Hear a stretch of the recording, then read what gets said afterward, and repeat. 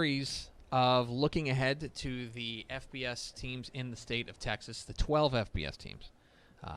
And we're going from west to east, and we have arrived in San Marcos, Texas, to talk about the Texas State Bobcats.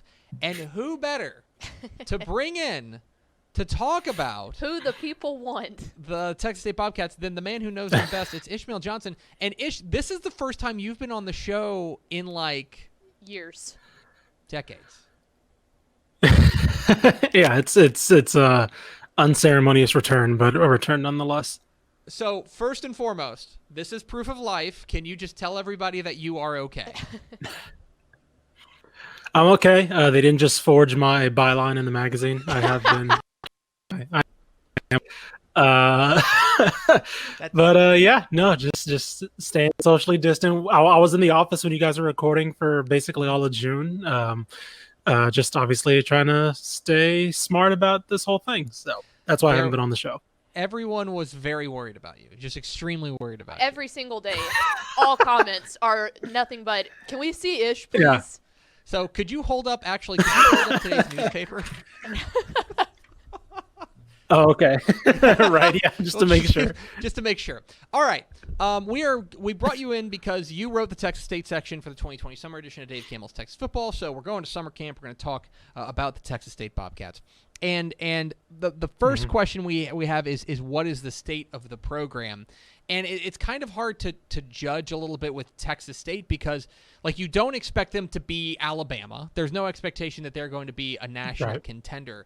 But I guess my question for you, Ish, is Texas State where they should be right now? This level was always middling since the 80s. They had some periods of success, but for the most part, they were probably a 500 program in FCS level. So making the jump up to FBS and had that being kind of a struggle isn't that surprising. But that being said, I think the early marginal success that they saw, I think, should have spelled what their potential could have been and what their ceiling potentially was.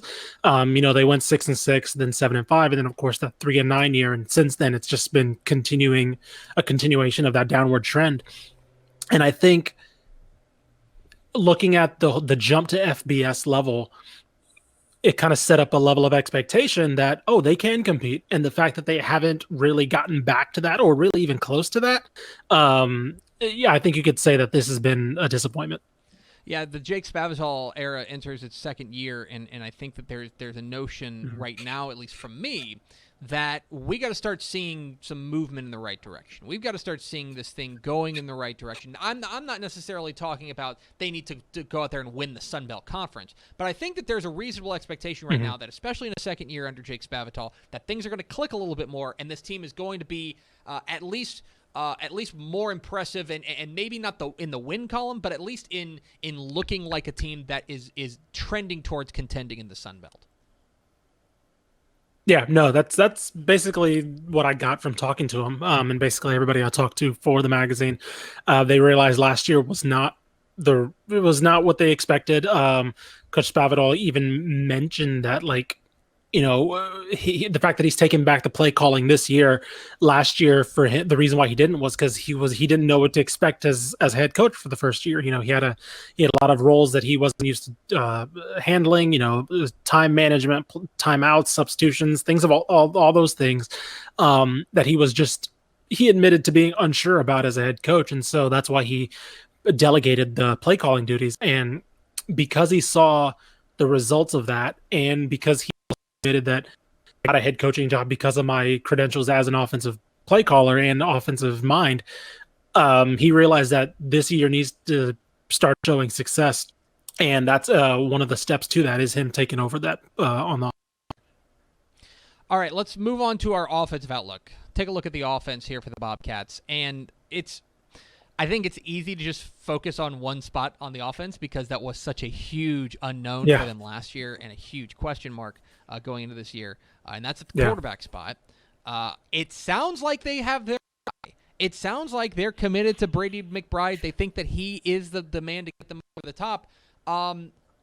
Is it enough to say that if they had a quality consistent quarterback play that this offense could make a leap? Is that enough to get them to make a big jump?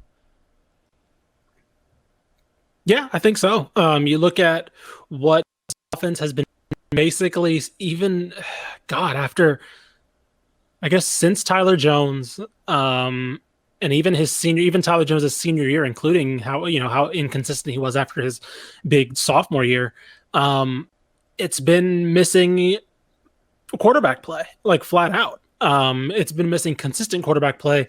In the magazine, I mentioned that I believe there's been 6 names that have started or at least played at quarterback since Tyler Jones, his senior year.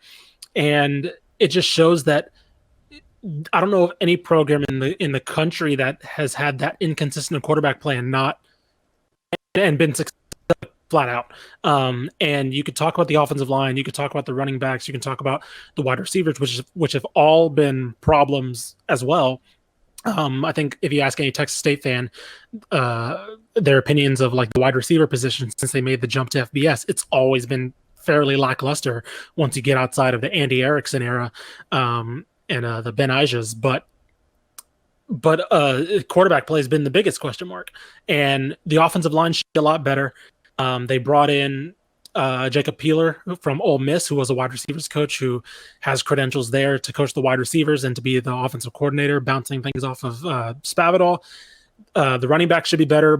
Most, if not all, their running backs are back, so it should be just experienced at the very least. But if they don't see improvement at the quarterback position, which they're expecting to get out of Brady McBride, none of that other stuff matters.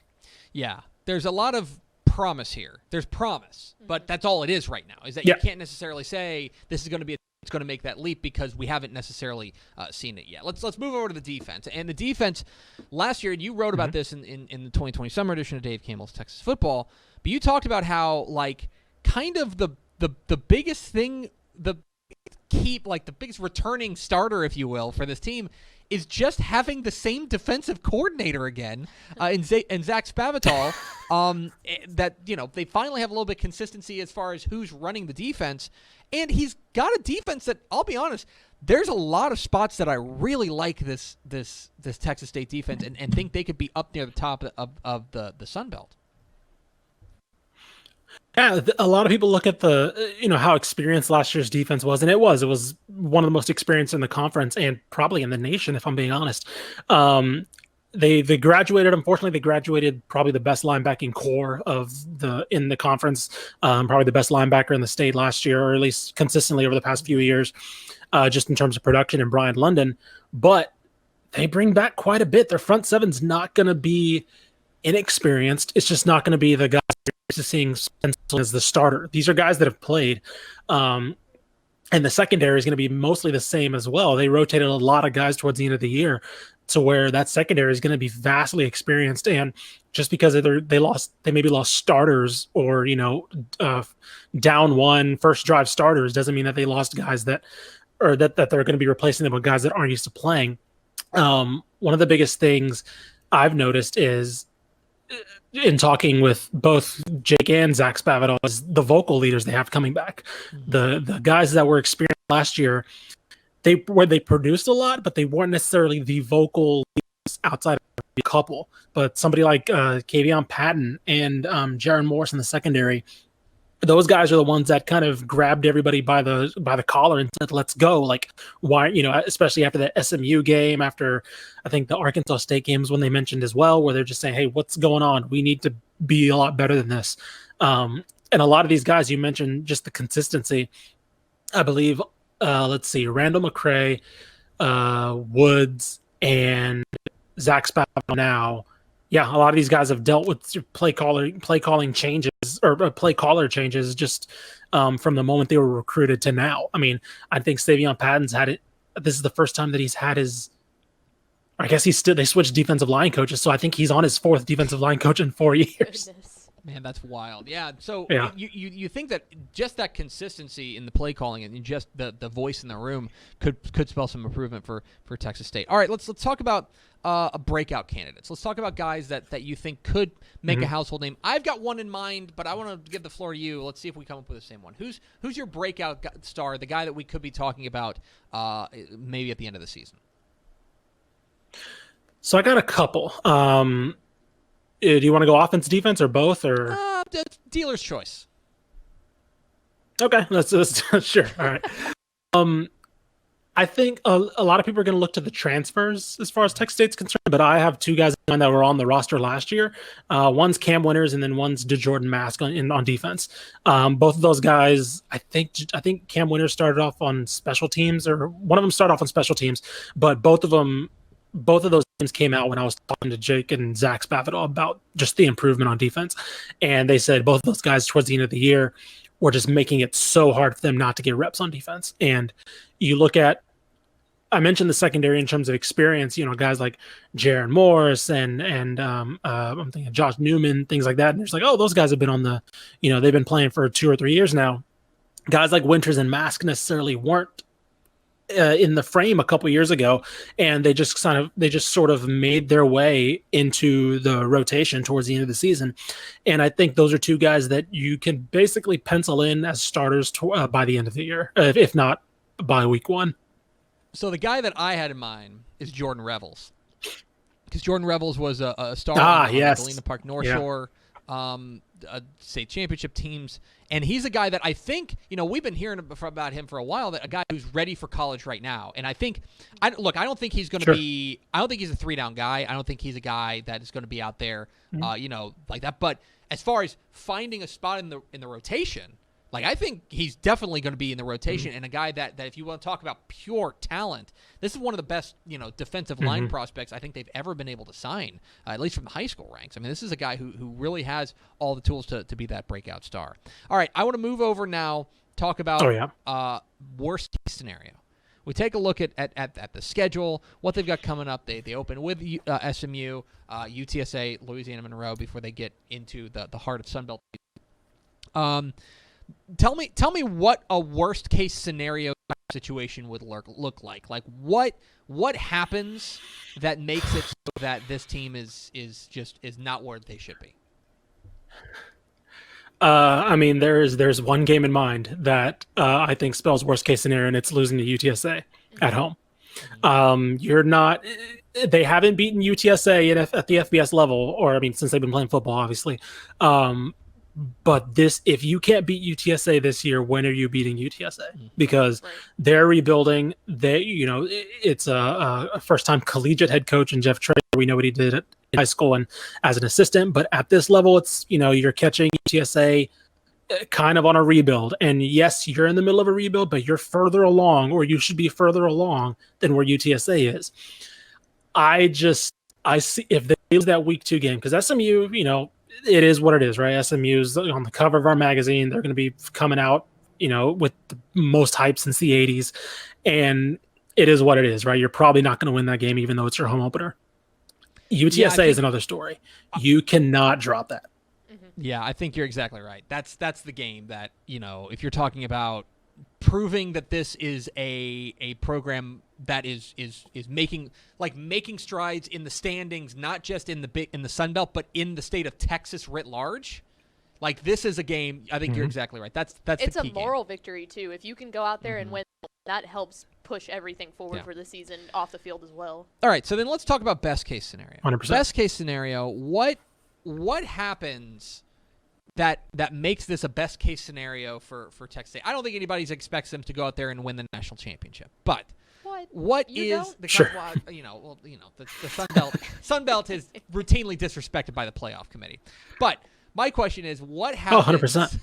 What happens that makes them reach that ceiling? What is the kind of the difference that gets them so that the best case scenario, if we're talking about the best possible thing for Texas State, what's that look like? I think it looks like, in terms of a hard number, I think it looks like 5 or 6 wins. I think what needs to happen is I think the offense just has to look like a Jake Spavital offense. And you saw that at times last year. It has to look like an offense that's opening up, that's not afraid to take shots. I think last year, whether it was the play calling or what they thought the capabilities of the quarterback was, it looked like they were afraid to take shots and they were trying not to lose games, maybe hinge a little bit too much on that experienced defense. I think you have to see a team that's adventurous and a team that plays like it knows that it should be better than it is. Because last year I felt like they did not play and did not game plan the way that you felt a team that had aspirations of a bowl team should be playing. And that's flat out what I think needs to change this year. And hopefully that does with Brady McBride. Hopefully that does with better wide receiver play. But I really don't. What I saw on defense last year, I really liked from Zach Spavital. And I think that's going to carry over somewhat. They might fall off a bit just as they get more guys starting. But I think offensively, you just have to be more adventurous. And I think the ceiling for this team is about 5 or 6 wins, which in year 2 under Jake Spavital is not a bad year.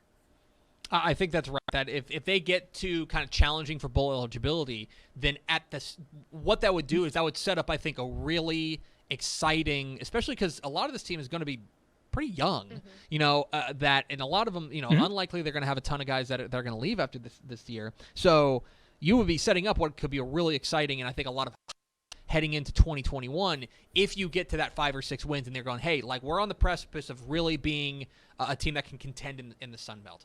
He's Ishmael Johnson. Right. He's here, guys. Quit asking us about him. He's fine. He's breathing. Trust me. He's doing fine. Ish, thanks for your time, bud. Later, guys. Thanks for having me again.